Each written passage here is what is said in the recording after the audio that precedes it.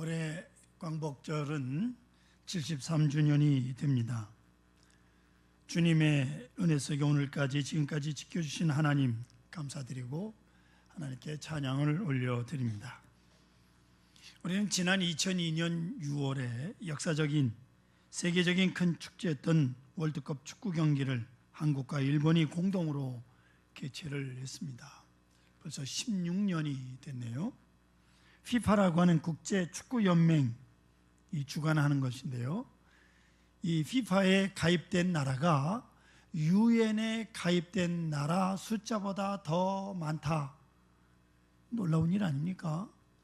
그만큼 세계적인 기구입니다. 그 국제적 행사입니다. 근데 이 축구라고 하는 게요, 현대 축구가 대리 전쟁적 성격을 띠고 있다는 사실을 여러분 아십니까? 그래서 축구 경기가 때로는요 사생 결단적인 축구 경기를 합니다. 그래서 전 세계가 들썩들썩합니다. 보세요, 독일과 잉글랜드가 축구 경기를 벌이면 잉글랜드 사람들은 말합니다. 어떤 일이 있어도 독일은 이겨야 된다. 그런가 하면 독일 사람들 역시 어떤 일이 있어도 잉글랜드는 이겨야 한다고 말합니다. 왜 그렇습니까? 오래전에 독일과 잉글랜드가 전쟁을 치렀기 때문입니다. 그런 과거를 지닌 두 나라이기에 어쨌든 축구는 이겨야 한다는 것이 국민 감정이요. 그러다 보니까 축구를 통해서 대리전쟁을 치르는 겁니다. 2002년에 혹시 잊어버리셨는지 몰라도 커다란 사건 하나가 있었습니다. 여러분 아시는 대로 프랑스라고 하는 나라도 그렇지만 축구도 역시 이 나라는 참 오만불순하기 짝이 없는 나라입니다. 대단해요. 영국의 대형 박물관은 돈 안 받고 들여보내는데 프랑스 루브르 박물관은 엄청 비싸게 돈을 받고 자기들 거 하나도 없이 다 훔쳐다 놓고 뺏어다 놓은 건데 엄청난 돈을 받고 관람을 시킵니다. 못된 사람들이. 월드컵 A조에 속한 그 콧대 높은 프랑스가 아프리카의 자그마한 나라 세네갈이라고 하는 나라에게 예선전에서 1대0으로 패하는 이변이 일어났습니다. 이때 프랑스는 덴마크전에서도 2대0으로 패했고 우루과이전에서도 0대0으로 비김으로 16강에 진출하지 못하고 예선전 탈락의 수모를 당했습니다. 이거 몰라도 구원받는데 아무 지장이 없습니다. 그렇다는 얘기예요. 여기에 큰 뜻이 있었는데 우리가 미처 몰랐던 숨은 사실이, 그 이유는 오래전에 세네갈이 프랑스의 지배 식민지였다는 사실입니다. 지난날 정치적으로 속국으로 지냈지만 축구는 이겨야 한다는 선수들의 열정이 가장 강력한 우승 후보 프랑스를 꺾어버린 거예요. 온 세계가 깜짝 놀랐던 겁니다. 왜 그랬을까요? 이게 대리전쟁이에요. 축구를 통해서. 올해 2018년 러시아 월드컵은 프랑스가 우승을 했습니다. 프랑스가 2번 우승했어요. 1998년 그리고 2018년. 대단한 나라예요. 그런 나라를 세네갈이 이겼다 그 말이에요. 자, 남의 얘기할 거 없습니다. 우리나라 대한민국은 어떻습니까? 일본과 축구 경기가 시작되었다. 여러분 어떻게 생각하십니까? 아니, 우리나라 축구 선수, 대표 선수들은 어떤 마음가짐일까요? 다른 나라에는 다 져도 좋지만 일본에게만은 이겨야 한다고 정신무장을 새롭게 합니다. 여러분들도 그렇게 생각하시죠? 저 역시 그렇게 생각을 합니다. 지면 그건 난리가 나는 거예요. 일본에게는 절대로 패서는 안 된다고 말입니다. 왜냐하면 일본에 대한 감정이 좀 이상하기 때문에 36년간 일본 압제에 우리가 고생을 했고 지금 한치도 사과하지 않는 저 콧대 높은 일본에게 축구만큼은 이겨야 한다는, 어떻게든지 무슨 수를 쓰든지 이게 1954년부터 성인 남자 대표 축구팀 역대 전적을 살펴보니까 41승 23무 14패 41번 이기는 동안 진 거는 14번이요. 얼마나 이를 악물고 싸웠는지. 그래도 14번 졌어요. 아무리 악을 써도 질 때는 어쩔 수가 없어. 여러분, 이 마음 알만하지 않습니까? 이게 축구는 대리전쟁이에요. 2002년 월드컵 때 우리는 일본하고는 직접적으로 경기를 하지 않았습니다.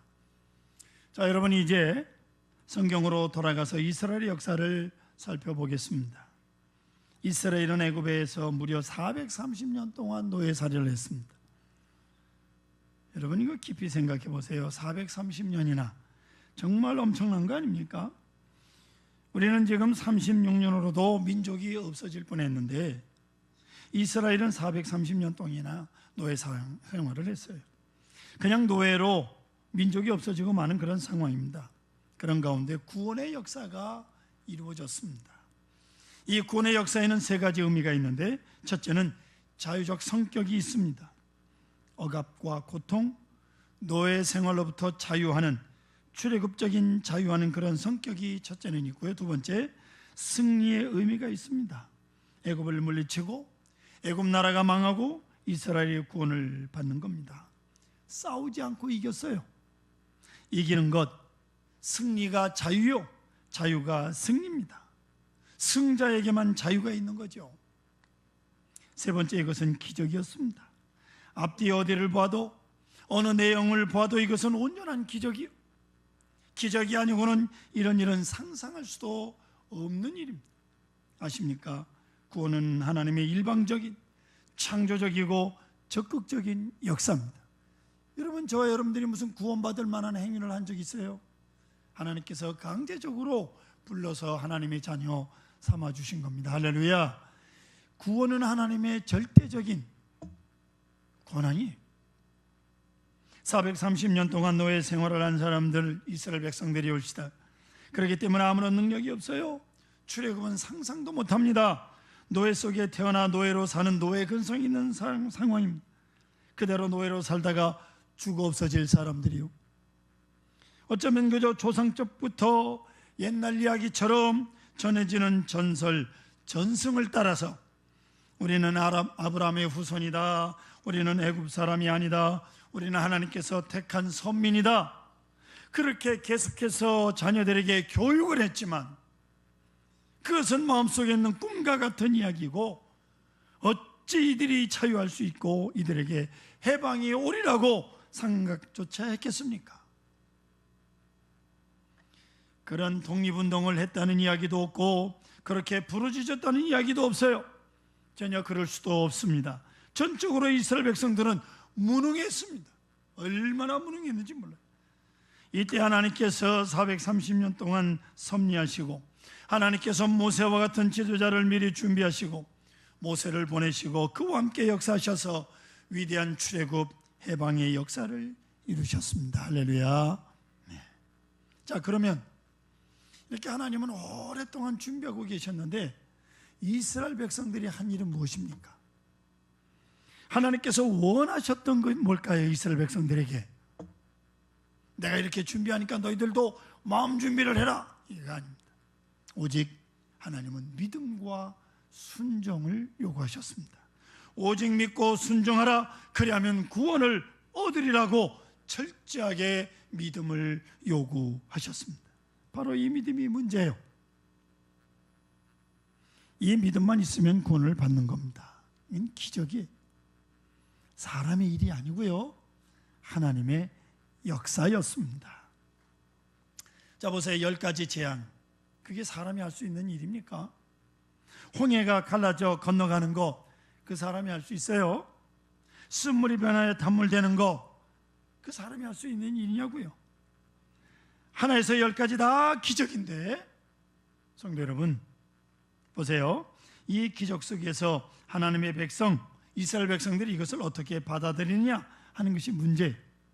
이 하나님의 위대한 능력 앞에 저들이 무엇을 생각했겠습니까? 어떤 자세로 임했는가 하는 것이 문제였다, 그 말이에요. 신학자 루엘 하우라고 하는 사람이 쓴 Man's Need and God Action이라고 하는 책이 있는데 한국어 번역으로는 인간의 욕구와 하나님의 역사라고 하는 책입니다. 루엘 하우라고 하는 사람은 이 책에서 이렇게 말합니다. 현대인들은 죄로 인하여 나도 모르게 자꾸만 하나님과 분리되는 소외감을 느낀다라는 거예요. 우리의 고독과 근심은 하나님께로부터 분리됨과 소외된 결과다. 소외감의 뿌리는 결국 불신앙이요, 그리고 소외감 저쪽에는 교만이 있다는 거예요. 하나님 없이도 내가 살 수 있다라고 하는 교만, 그 불신앙으로 하나님으로부터 소외되고, 그게 죄지요. 즉 자기가 자기로부터 소외를 당하고 있다는 거예요. 그래서 원하는 선은 행할 수 없고 원치 않는 죄만 짓는다. 즉 한 사람 속에, 내 속에 두 사람이 들어있다는 거예요. 두 사람이 싸우니까 항상 지죠. 어떤 놈이 져도 질 거 아니에요. 그 누가 지는 거예요? 자기가 지는 거지. 내 속에 둘이 있는데 내가 다른 사람하고 싸워서 이기는 거나 지는 게 아니잖아요. 그래서 자기 적대감을 가지고 있다는 거예요. 사람들이 자기를 미워하는 거예요. 자기가 자기를 탓합니다. 야 이놈아, 너는 뭐냐? 너는 그것도 모르냐? 이 멍청한 거사, 이 무능한 거사. 자기가 자기를 자꾸 미워하는 거예요. 그 결과 무절제한 자기 사랑에 빠져서 탕자가 되는 겁니다. 세상 막 사는 사람들 보십시오. 자기 소외감 때문에 그래요. 자, 담배 피우는 사람에게 왜 그 나쁜 담배를 피웁니까? 라고 물어보세요. 나쁘니까 피우지 그럽니다. 에? 몸에 해로운 건데 왜 좋아합니까? 하고 물으면 빨리 죽으라고 좋아하는 거라는 거예요. 살고 싶은 마음이 전혀 없는 사람들이에요. 에? 지금은 순천에서 교회를 잘 섬기는 장로님 한 분이 계십니다. 40대 초반 나이에 금산 농협에 근무하시던 명색이 집사였는데 인생 대충 살려고 그랬다는 거예요. 그러니까 목사인 저에게도 목사님 동동주 한잔 하십시다 그러던 분이에요. 전 동동주가 어떻게 생겼는지도 모릅니다. 그 부인 집사가 놀래가지고 지가 처먹으니까 목사도 먹는 줄 알아. 예? 딸 둘 낳고 40이 넘어 아들 늦둥이를 보시더니 인생 이렇게 살아서는 안 되겠다고 하면서 뒤늦게 열심히 신앙생활합니다. 순천으로 이사를 가셨어요. 목사님이 시키는 대로 교회 직분을 어떤 일이든지 감당합니다. 목사님이 교회학교 부장을 해라 한 번도 해본 적이 없는데 저한테 전화를 했어요. 목사님, 우리 담임 목사님이 교회학교 부장을 하래요. 시키는 대로 해. 찬양대 대장을 하래요. 성가대 해본 경험이 없는데 목사님이 시키는 대로 해. 재정부 회계를 맡기십니다. 시키는 대로 해. 시키는 대로 해. 그랬더니요, 성실히 감당합니다.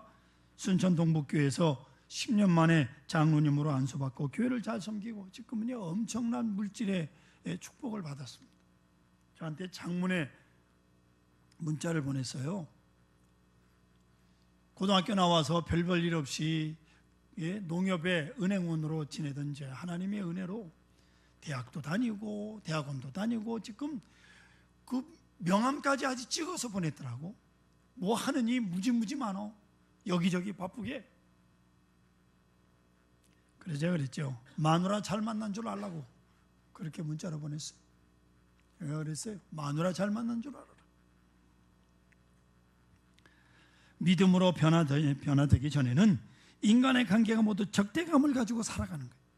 대충 살다가 죽으려고 합니다. 아무도 나를 돕는 자가 없다. 나를 이해하는 자도 없다. 아무도 나를 사랑하지 않는다.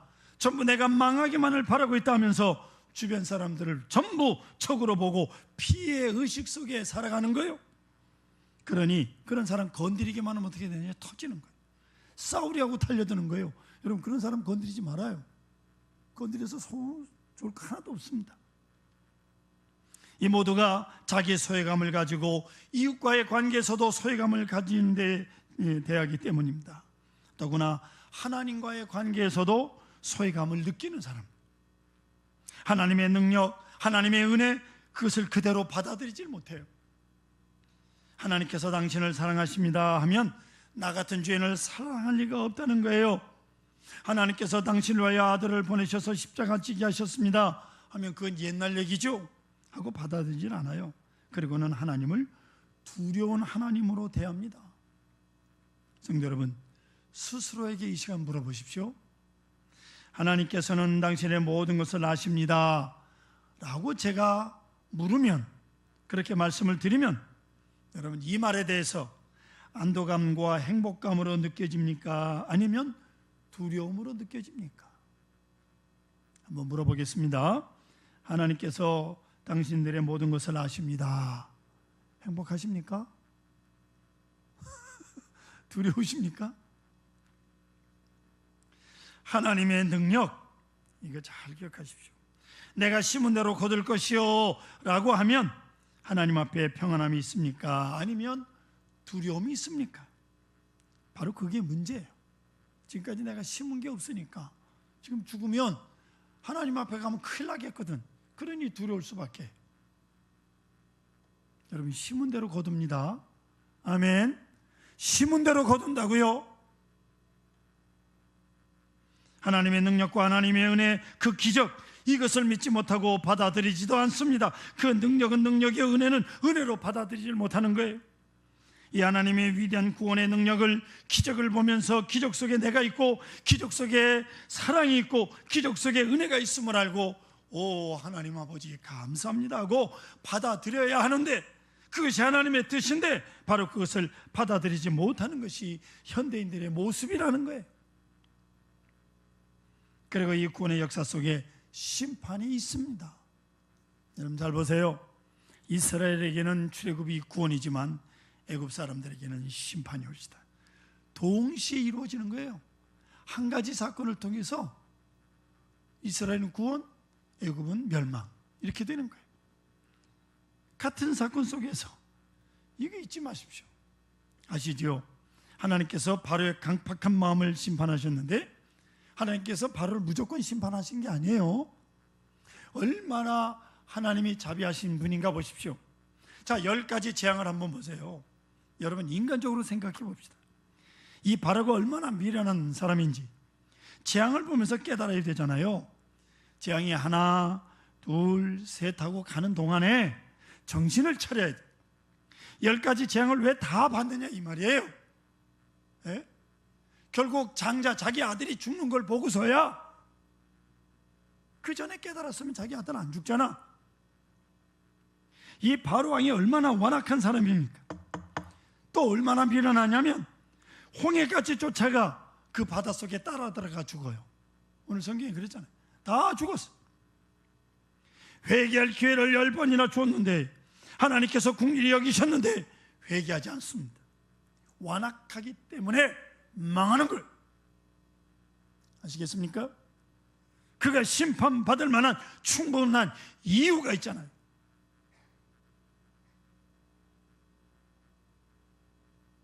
여러분, 하나님 심은 대로 심판하심. 하나님의 능력 앞에 온유와 겸손하여 믿고 순종한 사람은 구원을 받고, 그 누구든 그 능력을 거절하고 완악하고 강팍한 사람은 심판을 받는 거예요. 그것이 바로 출애굽 사건이 올시다.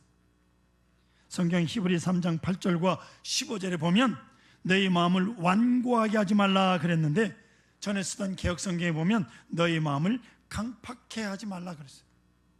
옛날에 말이 더 실감이나 완고라는 말이 별로 실감이 안 나요. 왜 그걸 굳이 완고란 말로 바꿨는지 몰라요. 강팍해 하지 말라는 거예요. 여러분 마음 강팍하게 하지 마세요.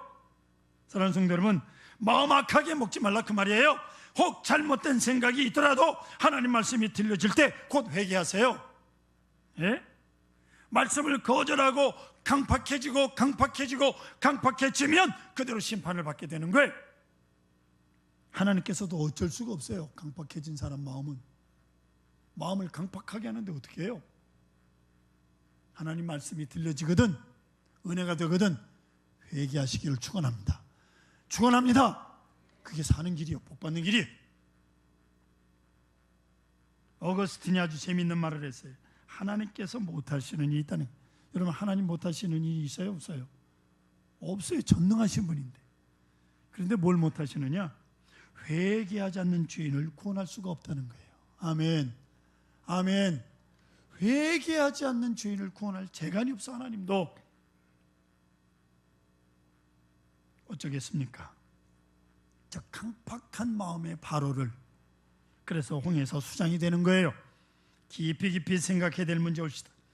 하나님께서 승리하셨습니다. 강팍한 자들 바로의 군대를 수장시키며 큰 승리를 이루셨습니다. 그 승리에 이스라엘은 편승한 거예요. 이스라엘 백성들이 한 게 아무것도 없어요. 승리를 기뻐했을 뿐입니다. 자, 31절 여러분 같이 읽겠습니다. 앞에 화면을 보시고 같이 읽습니다. 이스라엘이 여호와께서 애굽 사람들에게 행하신 그 큰 능력을 보았으므로 백성이 여호와를 경외하며 여호와와 그의 종 모세를 믿었더라. 아멘. 여호와와 그 종 모세를 믿었더라. 그것이 바로 구원의 역사예요. 아브라함의 하나님께서 우리와 함께 하시고 하나님께서 구원을 베푸셨다는 것을 믿어야 되고, 구름기둥과 불기둥으로 인도하시고 독수리 날개로 업어 인도하시는 하나님을 믿게 된 것이옵시다. 그 약속을 믿고 큰 권능을 보았습니다. 이제는 믿어야 합니다. 또한 모세를 믿게 됐습니다. 하나님의 종 모세를 믿게 되었다, 그 말이에요. 하지만 여러분, 이런 큰 능력을 행하신 모세, 하나님께서 물론 함께 하시니까 그렇지만 이스라엘 백성 중에 모세에 대해서 원망하는 사람들이 있어요. 참 희한합니다, 사람들. 왜 하필 모세냐? 할 말이 있다는 거예요. 네? 예나 오늘이나 불평하는 사람들에게는요, 할 말이 많아요. 할 말이 많으니까 불평하는 거야. 누구는요, 불평할 마음이 없는 사람은 누가 있습니까? 안 하는 거지. 은혜로 누르는 거지. 감사로 누르는 거지.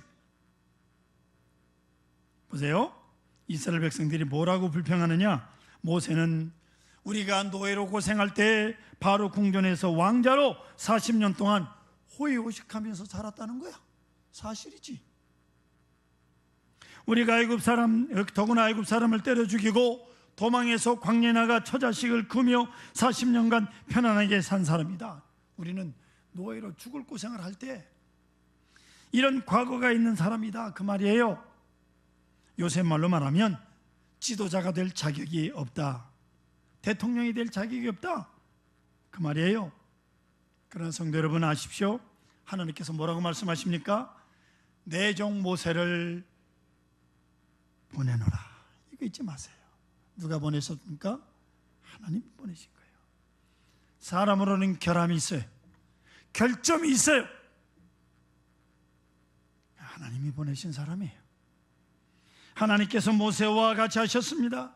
양을 치던 막대기 하나, 그 지팡이를 들고 내려칠 때 밤새도록 동풍을 불게 하셔서 홍해를 가르게 하십니다. 할렐루야. 하나님이 함께 하시는. 출애굽기 3장 10절 보세요. 이제 내가 너를 바로에게 보내요. 이제 내가 누구예요? 하나님. 너를, 누구를 말하는 겁니까? 모세. 너를 바로에게 보내 너에게 내 백성 이스라엘 자손을 애굽에서 인도하여 내게 하리라. 여호수아 24장 5절 보세요. 내가 모세와 아론을 보내었고 또 애굽에 재앙을 내렸나니 곧 내가 그들 가운데 행한 것과 같이 그 외에도 너희를 인도하여 내었노라. 이렇게 말씀하고 있습니다. 여러분, 하나님께서 모세와 함께 하셨다는 사실을 말씀하고 있는 거예요.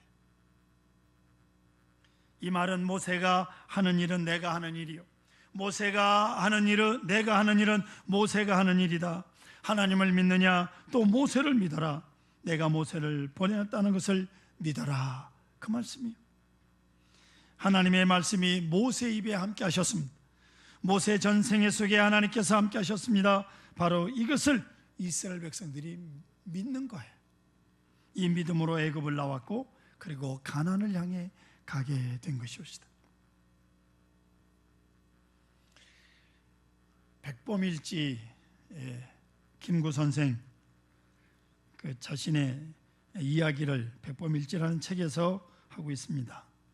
이 백범이 소년 시절에 김구가 관상 보는 사람이 되는 꿈을 가졌다는 거예요. 왜냐하면 과거를 봐야 출세를 하는데, 당시 얼마나 부패했던지 돈이 없는 가난한 사람들은 아무리 공부를 해도 과거에 급제할 길이 없어. 돈을 갖다가 싸도 갖다 줘야 과거 급제를 하니까. 그래서 어떻게 먹고 살까 하다가 이 김구의 아버지가 농담처럼 아들에게 하신 말씀이 있는데, 관상을 보는 사람은 돈 걱정 안 하고 살 수 있다고 그렇게 말씀을 하신 게 기억이 나서 그 생각에 관상에 대한 책을 많이 보고 읽고 또 보고 그리고 훈련을 합니다. 자꾸 보고 훈련을. 이제는 남의 관상을 볼 수 있는 수준이 됐어요. 그래서 남의 관상을 보기 전에 1차 자기 관상을 한번 보자. 내 관상을 한번 보자. 그랬더니 자기 관상을 꼼꼼히 따져보니까요, 그 관상이 아주 불길하고 흉하더라는 거예요. 자기 관상이. 네? 운명이 아주 삐뚤어져 있는 관상이.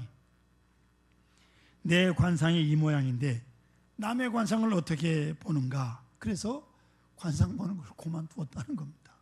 잘했죠? 그런데요, 이 김구가 관상책에서 한 구절을 기억해냈는데 그게 뭐냐면, 관상은 신상만 못하고 신상은 심상만 못한다. 이렇게 돼 있어요. 아주 중요한 말이에요. 신상이 뭐예요? 얼굴이 아무리 좋게 생겼더라도 몸 전체가 늠름하고 건강한 것만 못하고, 또 신상, 아무리 몸이 건강하고 잘생겼다 하더라도 마음이 잘생긴 것만 못한다. 심상, 결국 뭐가 문제입니까? 심상, 마음이 문제라요. 마음이. 그래서 마음을 닦아야 되겠다 생각을 하고 공부를 해서 독립열사가 된 거예요. 그렇지 않았으면 관상쟁이로 살다가 죽었을 거예요. 성도 여러분, 여러분의 마음을 어떻게 생각하고 있습니까? 절대로 잊지 마십시오. 이 큰 권능을 보고 그 속에서 믿음을 가져야 합니다. 하나님에 대한 믿음, 모세에 대한 믿음을 확실해야 됩니다. 그래야 구원이 있고 구원의 노래를 지켜갈 수 있는 겁니다. 73년 전 여름 우리는 해방을 맞이했습니다. 해방되기 전에 교회에서 찬송가도 마음대로 못 부르던 시절이 있었다고 합니다. 찬송가 오늘 우리가 부른 36장, 주 예수 이름 높여다 찬양하라, 우리가 힘차게 불렀지만, 예수께 금멸관을 들여서 즉 왕으로 세워 찬양을 하자, 그런 찬양이요 36장이. 그런데요, 이 일본 놈들이, 죄송합니다마는 일본에 천황이 있는데 어떻게 예수를 왕으로 높이느냐 해서 못 부르겠다는 거예요. 못된 놈들이 교회에서 예배 드리러 올 때 찬송가를 검사해서 36장을 찢어버리든지 아니면 흰 종이를 36장 위에 붙여서 안 보이게 하든지 그래야 드려보냈다는 거예요. 교회 안으로 해방 직전에 교회 종까지 다 공출해 갔어요. 종을 칠 재간이 없어요. 있어야 치지, 다 일본 놈들이 다 뺏어갔는데.